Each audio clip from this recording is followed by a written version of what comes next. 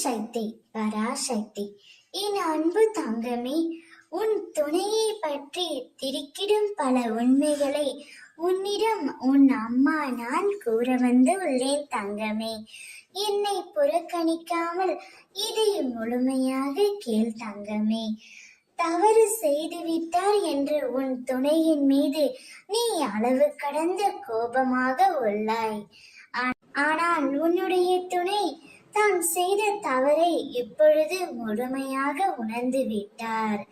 உன் மீது உண்மையான பாசம் மட்டுமே இப்பொழுது அவர் வைத்திருக்கின்றார்.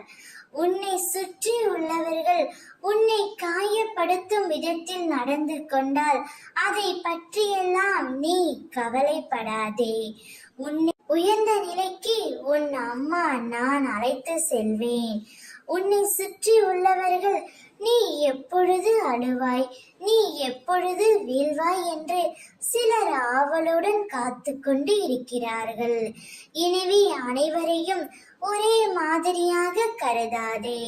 உன்னை சுற்றி நல்லவர்களும் இருக்கிறார்கள், அதே போல் தீயவர்களும் இருக்கிறார்கள்.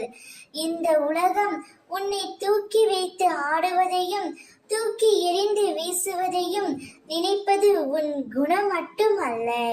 உன்னை சுற்றியுள்ள ஏதாவது ஒரு விஷயமாக இருக்கலாம், அல்லது நீ வைத்திருக்கும் பணமாக இருக்கலாம், அல்லது நீ அவர்களுக்காக காரியமாக வேண்டியதாக இருக்கலாம்.